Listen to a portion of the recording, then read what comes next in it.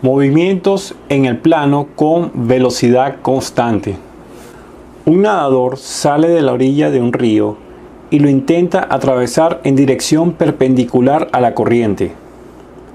Si la velocidad del nadador es de 16 metros sobre segundo y la velocidad de la corriente del río es de 20 metros sobre segundos y el ancho del río es de 60 metros, calcular A. Velocidad del nadador respecto a la tierra. B. Velocidad del nadador con respecto al agua. C. Tiempo que tarda en atravesar el río. D. ¿Qué distancia se habrá movido río abajo al atravesarlo? E. El desplazamiento total del nadador en atravesar el río.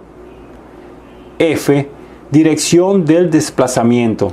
A continuación veremos cómo resolver este ejercicio de movimiento en el plano con velocidad constante. El ejercicio nos dice que el nadador quiere nadar del punto O, como tenemos aquí, al punto A. Pero la corriente del río abajo, la corriente lo va a llevar hacia la derecha, lo va a desviar. En vez de llegar al punto A, él va a llegar a un punto diferente al otro lado del río, no va a llegar al mismo lado del río. Entonces, él va a tener, esa desviación va a tener un ángulo alfa. Un ángulo de desviación donde la velocidad del nadador sería la velocidad en el eje Y. Yo tengo la velocidad del nadador, va en sentido en el eje del punto O hasta A en el eje Y. La velocidad de la corriente del río va del punto O hacia la derecha. Va del punto O hacia la derecha, por lo tanto, entonces en la velocidad del río sería velocidad en el eje X. Ponemos aquí velocidad en el eje X, sería la velocidad del río. Entonces la primera pregunta me dice, ¿cuál es la velocidad del nadador respecto a la tierra? Entonces me están pidiendo la velocidad total o el módulo de la velocidad porque de ese nadador con respecto a la tierra. Porque yo tengo la velocidad del nadador solamente sin corriente del río y la velocidad de la corriente del río. Tenemos que unir esas dos velocidades para sacar una velocidad total. Sabemos que en un triángulo rectángulo yo tengo velocidad en el eje X, tengo velocidad en el eje Y, ponemos eje Y y tengo la velocidad. Aquí, para calcular el módulo, que es la hipotenusa de este triángulo, que es el lado mayor, el módulo sería igual a B, va a ser igual a la raíz cuadrada de Bx al cuadrado más velocidad en el eje Y al cuadrado. Por lo tanto, me quedaría que la velocidad total va a ser la raíz cuadrada de velocidad en el eje X. La velocidad en el eje X va a ser la velocidad de la corriente del río. Entonces colocamos la corriente del río, va a ser 20 metros sobre segundos elevado a la 2 más la velocidad en el eje Y, que es la velocidad del nadador. Velocidad del nadador que es 16 metros sobre segundo elevado a la 2. Sacamos la cuenta, me quedaría que la velocidad va a ser igual a 25.61. Por lo tanto, 25,61 metros sobre segundo. Entonces la velocidad, la A es velocidad, es igual a 25,61 metros sobre segundos. Esa va a ser la velocidad total del nadador con respecto a la tierra. Ahora vamos a la segunda pregunta. La pregunta B me dicen, ¿cuál es la velocidad del nadador? ¿Cuál es la velocidad del nadador con respecto al agua? Entonces, Como me están pidiendo nada más la velocidad del nadador con respecto al agua, sería la velocidad del nadador en el eje Y, que sería 16 metros sobre segundos. Entonces la velocidad, la B, sería la velocidad del nadador con respecto al agua, va a ser igual a 16 metros sobre segundos. Recapitulamos los datos. Velocidad del nadador en el eje Y es 16 metros sobre segundo. Velocidad de la corriente del río va a ser en el eje X, hacia la derecha, como vemos, va a ser de 20 metros sobre segundo. Y la distancia que separa del nadador del punto O al punto A es de 60 metros. Es decir, el punto que hay de O hasta A es de 60 metros. Ahora, vamos con la pregunta C. Tiempo que tarda en atravesar el río.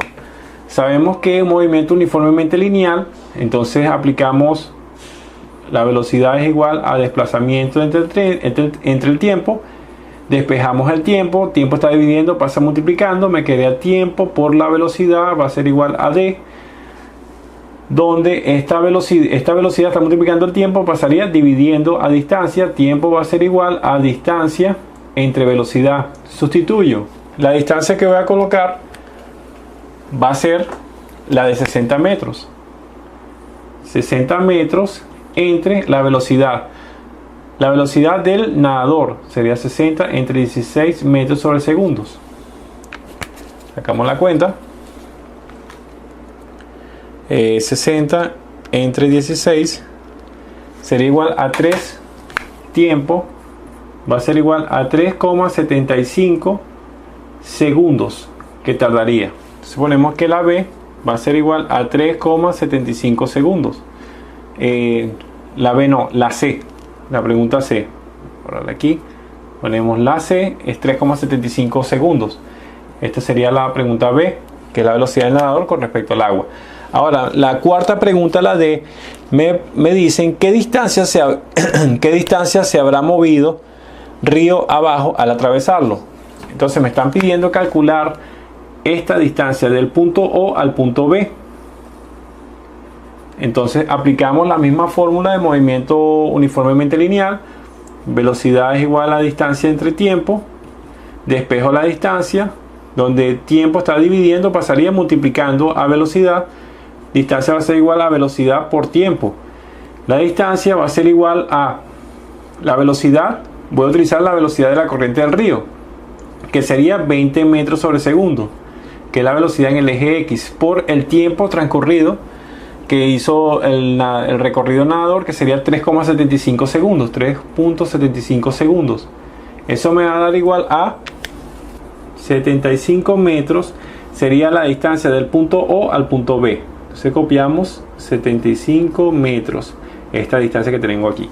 Entonces la D va a ser igual a 75 metros. La siguiente pregunta me dice